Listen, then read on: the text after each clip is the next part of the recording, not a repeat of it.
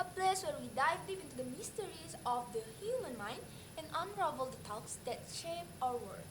Yes, here we uncover the hidden layers of psychology from the science of emotions to the art of self-discovery.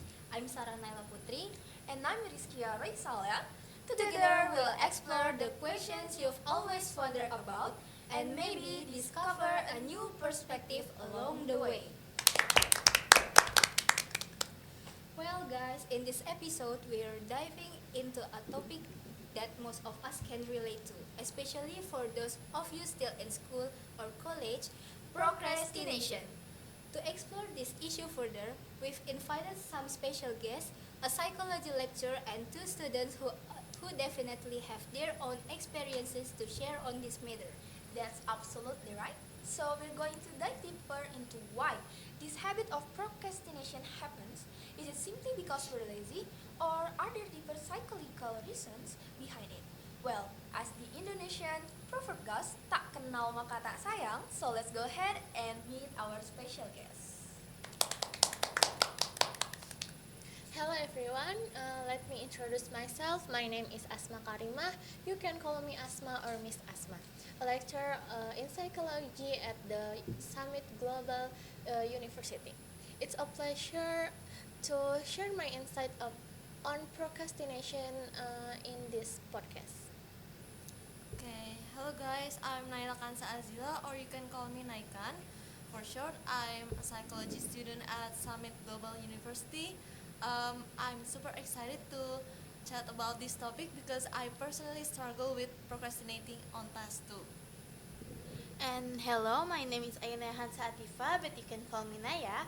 I am a psychology student at Summit Global University, and just like Naikan, I also procrastinate a lot. So I hope to learn a lot from this discussion. Alright, thank you for the introduction. I hope everyone is doing well today. Okay, let's jump straight to the first question for Miss Asma.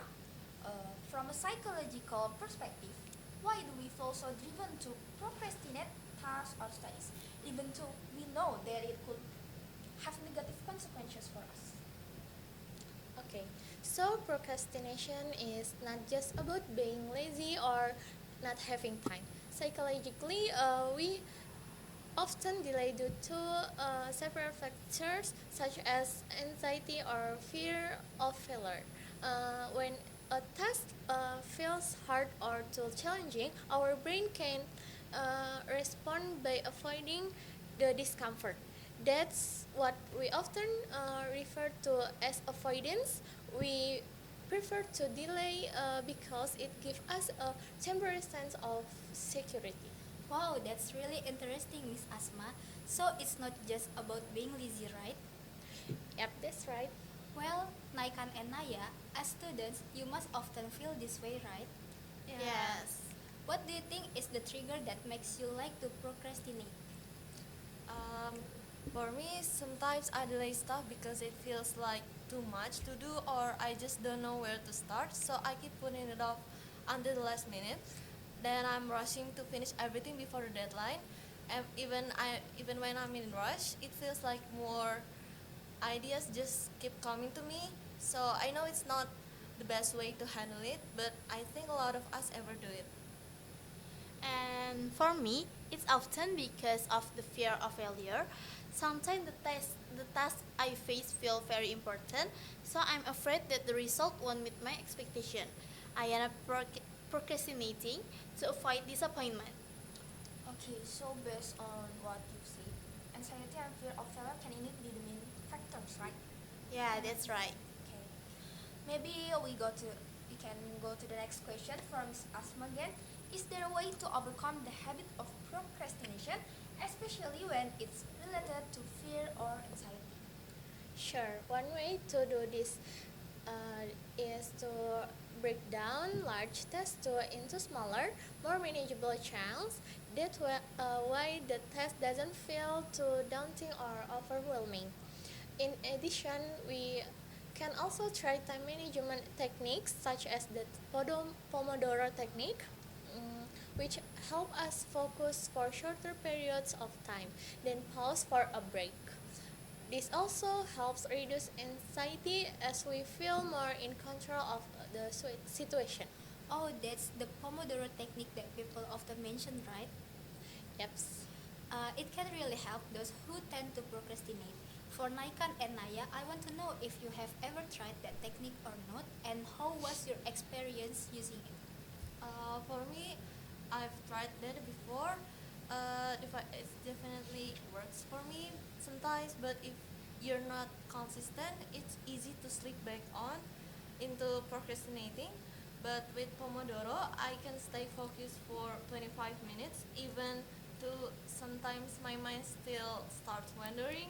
But overall, it helps me stay on track a lot. And for me, I've also tried, and it's very helpful for me. The technique helps me to maintain my focus, but I think besides the technique, it's also important to have the right mindset. If we constantly feel inadequate, that's also one of the trigger for procrastination. Wow, so mindset also plays a crucial role in overcoming the habit of procrastination, right? Yeah. Okay, let's go to the next questions again with Miss Asma. How can we change our mindset to avoid falling into this habit?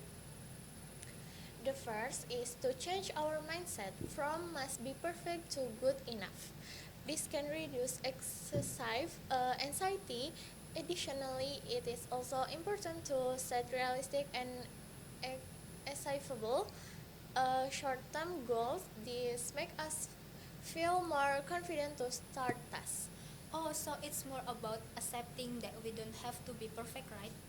Yes, that's right. This is certainly very useful for students who often feel anxious when assignment come. I agree with you. Okay, before we wrap up, Miss Asma and fellow students, Naikan and Naya, do you have any tips or words of motivation for those who might also be struggling with the habit of procrastination? Okay, for friends who are procrastinating, let's try to take the first step slowly. It's okay if it's not perfect. Okay, I agree with Miss Asma. Don't wait until you're perfect to start, because that just make us keep procrastinating every job. Yeah, that's right, guys. Just get started and you'll get the hang of it. Just like Miss Asma said before, we don't have to wait for us to be the perfect to begin because every second really matters. Wow, those tips and words of motivation are amazing. Well, that wrap, that wraps up today's episode on procrastination. We hope you got some valuable insights into why we tend to put things off and how we can break the habit.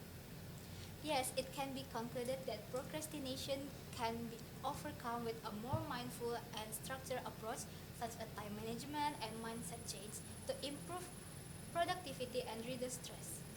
Yup. And thanks to our amazing guests for sharing their knowledge and experiences, Miss Nasma, Naikan, and Naya. Thank you also to all my fellow listeners for taking the time to tune in. Don't forget to keep trying and don't be put off. See you in the next episode on Psyche Exploration, your study buddy in the world of psychology.